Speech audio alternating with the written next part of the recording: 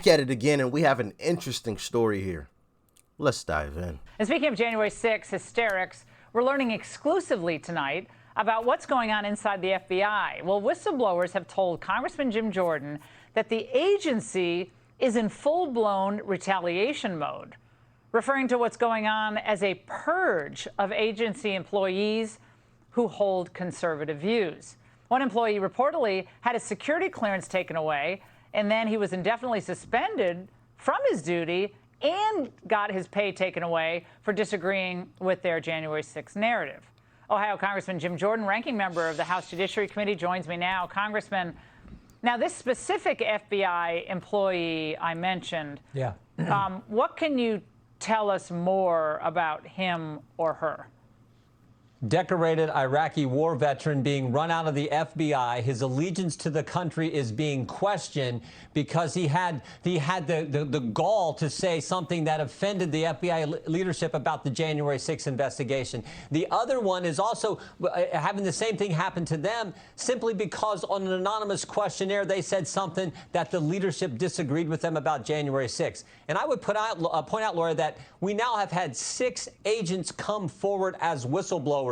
2 on the school board's narrative, on the school board's issue, and 4 now regarding January 6th. That is a concern to us, but we've had literally a half a dozen FBI agents come to our committee. Whoa, very, very scary right there. Purging people with differing opinions. So that's the game that we're playing now. And I've heard rumblings of that sort of thing happening. And one of you guys actually commented something in the comment section that was very interesting. I'm trying to remember the exact wording, but it was something along the lines of the difference between a conspiracy theory and the truth is 6 to 7 months. And I was like, whoa, wait a minute. That might not be exactly the way it was. I want to say it was like 6 to 7 months was the exact wording, but the difference between a conspiracy theory and the truth is basically just a little bit of time. And this has been a little conspiracy theory. Hey, they're purging, conservative voices, in some of these, government offices, some of these other places. They only want liberal voices in some of these government offices and buildings. And now we get the actual truth. It really is happening. It's not just a conspiracy theory. And I think for obvious reasons, this is very, very, very dangerous. Living in any type of echo chamber is not beneficial to any society. And that's why I always tell you guys, if I'm wrong, tell me. Genuinely. If I'm wrong about something, let me know. I don't want to be just in this echo chamber where, I say something and everybody completely agrees on everything. I know that I could be wrong on any topic, on any discussion. That is a fact. That cannot be refuted. I can be wrong on anything, and I understand that. So when I am wrong, let me know. I don't take any offense to it. I understand, things happen. I may get bad information or something. That happens, or misinformation. I can go to a whole rant about that, but I'll save you guys on that one. But yeah, this is what we're doing. So when a Republican gets back in office, Republicans can just purge all left thinking folks. I highly doubt the media would take that very lightly. That would be all over CNN, all over MSNBC. That would be plastered all over the place. Oh my God, they're purging. But yet they're doing it right here. An eye for an eye, right? This is crazy. It's happening all over government, is it not, Jim? I mean, it's happening at the FBI. We know it's happening in our military with the whole stand down order, remember, in the spring of 2021 after January 6th. So we have to make sure there are no unsavory people in our military. That was a warning shot that they fired across the bow for our young military men and women, was it not? Right, exactly. It's the weaponization of government against your political foes. The legacy, and to go with your monologue, the legacy of the Attorney General Garland right now is the school board's issue, writing the memorandum that treats moms and dads as domestic terrorists. That's the legacy thus far in his tenure as Attorney General. But this weaponization of government against your political foes is exactly what's going on. So much so we had the Disinformation Governance Board, and but for your efforts and others pointing this out, that still might be in operation. That is how the left is operating in the context here with the FBI. disinformation governance board. Like that since the topic came up, I'll touch on it. That was such a sham and such BS disinformation. We don't need you to tell us what disinformation is. There should be a free flow of information from all sides. The government does not need to be involved in that and shouldn't be involved in that. Look at your poll numbers. People don't agree with that. We don't want your influence. We don't need your influence. I mean, what more do you need us to say? The stuff is ridiculous. Disinformation board. And then you had the lady that was like the head of it, and congratulations to her. She is having a child. That is a beautiful time. But as far as the disinformation board goes, like making these weird TikToks, like, come on, man. It's a joke. It's legitimately a joke. And who's to say that they wouldn't lie to us? Oh, let me guess. They would never lie to us about anything, right? Of course not. They're the disinformation board. Come on. They would never lie to us. Duh. Like, it's just like, how ridiculous is this stuff, man? It was a power grab to see if they could do it, and they found out they couldn't. They tried it and failed. And I'm sure this won't be the last time either. So we must stay vigilant. Because they'll try it again, for sure. They might even try to bring the same board back. They might just do it in secret this time. I don't know. We'll see. I remember a few years ago, they spied on President Trump. Then it was the actions they took against parents regarding the school board situation. And then 2 whistleblowers last month had come forward who attended the January 6th rally on their own time with their spouse, didn't go in the Capitol, haven't been charged, but they've had their security clearance taken from them too, which is always the first step in termination. Again, one of those individuals was also a veteran of our armed forces. This is happening, and it is as wrong can be.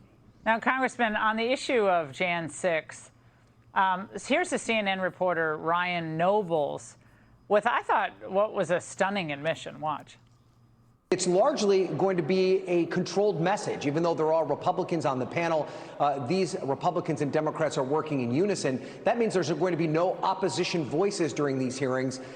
I mean, that is laugh out loud hilarious, Jim. I mean, this is theater, and they're upset that we're not running it live on Fox. It's their theater. It's their production. It's their props, their wardrobe, their makeup, whatever the hell they're doing.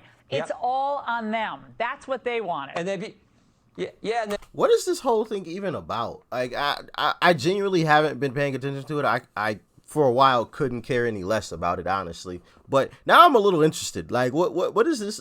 Like, why are we putting this whole thing on TV? Why is this whole... Well, actually, I take that back. I know why it's being put on TV, to gain some political points.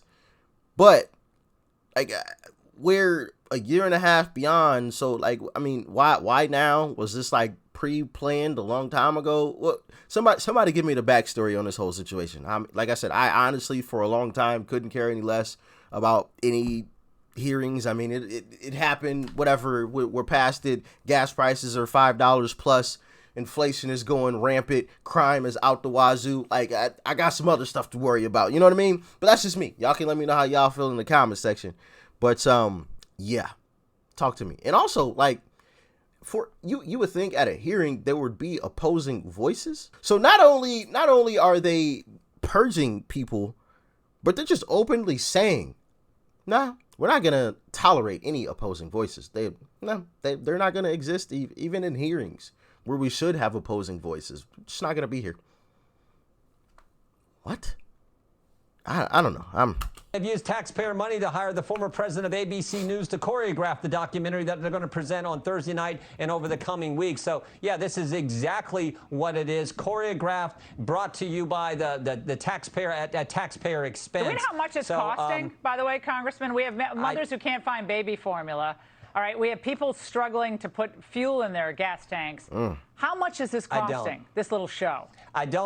I don't know, but I do know you're right. There will be no cross. This is the only committee hearing I've ever seen in Congress where there was not an opportunity to cross-examine witnesses, because there is no Republican on that committee who will do it. So this is worse than what Adam Schiff did in the bunker in the basement with impeachment back in 2019. At least I got to be in that room and depose witnesses. And then when they had the hearings, we got to cross-examine witnesses. But in this situation, that's not even happening. So this is completely choreographed presentation, completely partisan. The good news is the American people have figured all that out. Yeah, Kafka would be very proud. Yep, the American people have seen through the smoke screen. We know what's going on. We see it, and poll numbers say it. Poll numbers clearly show it.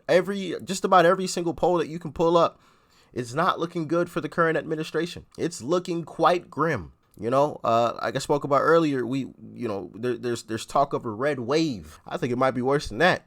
Red tsunami, red earthquake, red tornado, all at once. You know what I mean? Whatever is worse than a red wave, that is what it may be. Granted, there is still time though, so we shall see. Only time will tell. But yeah, I think if it were to happen today, it'd be worse than a red wave. It'd be something, whatever is worse than that.